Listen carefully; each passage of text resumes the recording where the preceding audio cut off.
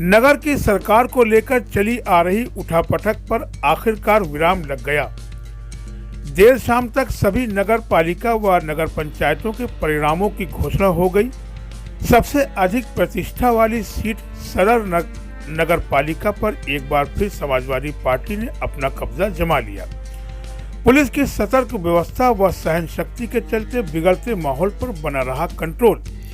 वहीं बिनकी नगर पालिका में भाजपा प्रत्याशी ने जीत दर्ज की। नगर पंचायतों की बात की जाए तो 4 पर भाजपा, 2 पर सपा व 2 पर निर्दलीयों ने बाजी मार ली। परिणामों की घोषणा होने के बाद विजयी दलों के नेताओं व समर्थकों के बीच खुशी का ठिकाना नहीं रहा। सभी ने अपने अपने विजयी प्रत्याशियों को फूल मालाओं से लाद कर स्वागत किया और जिंदाबाद के लगाए नारे।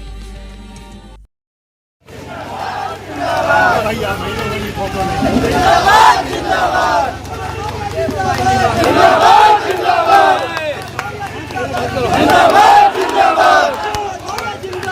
जिंदाबाद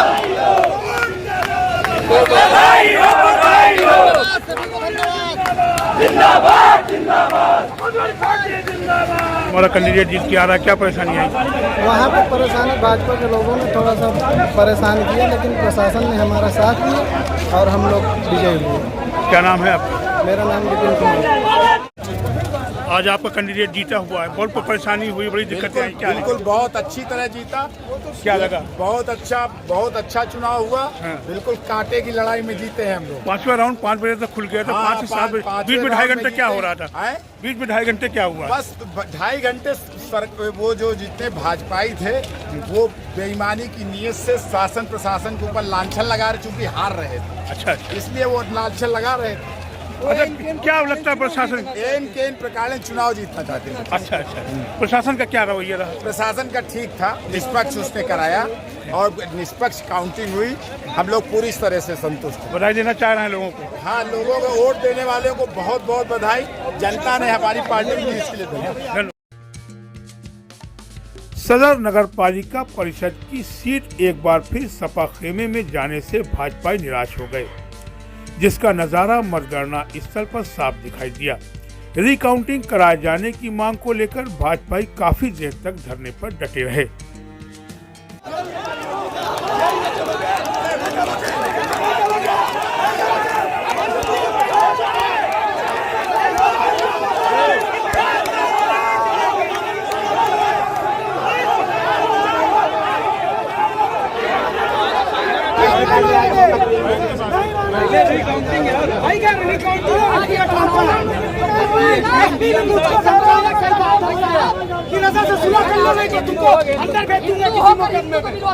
एसपी ने मुझको धमकाया अपने ऑफिस में बुला करके। नहीं हुई। हमने चौथे मत में जब हम 750 वोटों से आगे चल रहे थे तब हमने बताया एक पक्ष से 15-15, 20-20 वोट पड़े हुए टोटल मतों से गायब थे।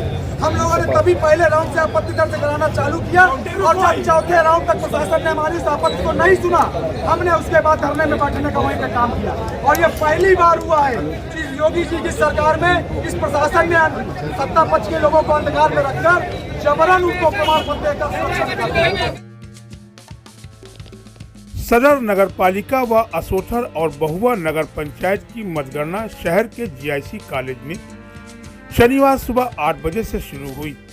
मतगणना के चक्रवार परिणामों में देरी को लेकर मौजूद पत्रकारों ने भी नाराजगी जाहिर की। बावजूद इसके भी पहले चक्र के परिणाम को करीब 3 घंटे बाद मीडिया को बताया गया। हालांकि पहले और दूसरे चक्र में बीजेपी ने अपनी बढ़त बरकरार रखी थी। इसके बाद जैसे ही तीसरे चक्र से बीजेपी अपनी प्रतिद्वंदी सपा प्रत्याशी से पीछे हुई तो उसके समर्थकों ने मतगणना स्थल पर ही सफाई अभिकर्ताओं से बदसलूकी करने लगे।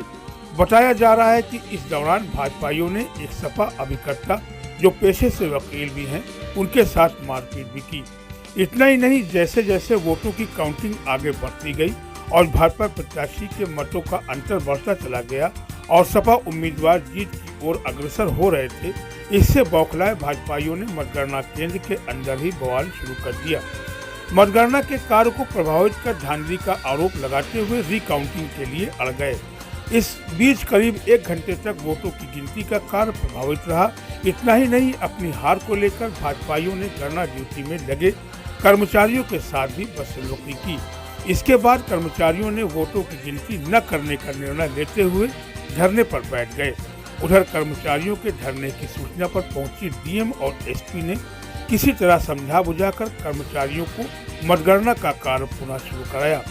जैसे ही गिनती शुरू हुई तो भाजपा प्रत्याशी हजारों मतों से पीछे चले गए, जिसके चलते भाजपाइयों ने मतगणना को प्रभावित कर अपने ही सरकार के खिलाफ धरने पर बैठ गए, जिस पर पुलिस को काफी मशक्कत के सामना करना पड़ा। वहीं पूर्व सदर विधायक विक्रम सिंह ने के आने के बाद प्रदर्शन खत्म किया गया। ये रही मोहम्मद ज़रियाफ खान की रिपोर्ट। आप हमें सब्सक्राइब जरूर करें और जुड़े रहें हमारे साथ हर तरह की खबरों के लिए अजरा न्यूज़ फतेहपुर। इसमें क्या लगता है आपको कि कितना इंसाफ हो रहा है? सरकार को बदनाम करने की साजिश कुछ अधिकारियों द्वारा रची गई है। भारतीय जनता पार्टी के अच्छे कार्य, भारतीय जनता पार्टी के अच्छे कार्यों पर चूना पोतने का काम किया है कुछ अधिकारियों ने जानबूझकर, और ऐसे लोगों को बिठाया है वहां पर गिनती में जिन लोगों ने जानबूझकर हमारे प्रत्याशी को हराने का काम किया है। अपराधियों के साथ जो आरोप अधिकारियों पर मैं लगाता रहा हूं वो आज सिद्ध हो गए, और इसलिए मुझे ऐसा लगता है कि एक बहुत बड़ा आँख खोलने का भी काम होता है।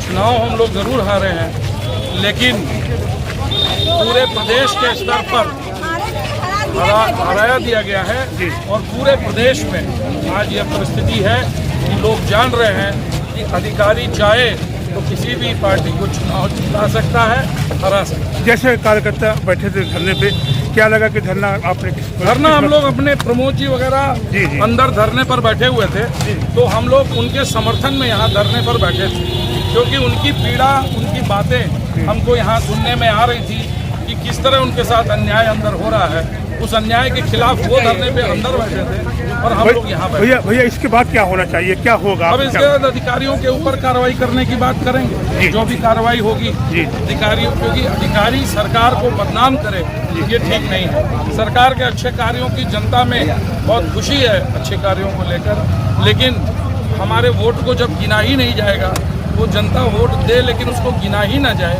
तो फिर वो सरकार के खिलाफ एक तरीके से चौथे राउंड पे आपका कैंडिडेट 300 कुछ से आगे था। 5वें राउंड में भारतीय जनता पार्टी के किसी भी एजेंट का कोई भी सिग्नेचर नहीं है। बिना उन लोगों को जानकारी दिए हुए प्रत्याशी को विजित घोषित किया गया है, विजयी घोषित किया गया है, और यह दूसरे या तीसरे राउंड से दिखने लगा था।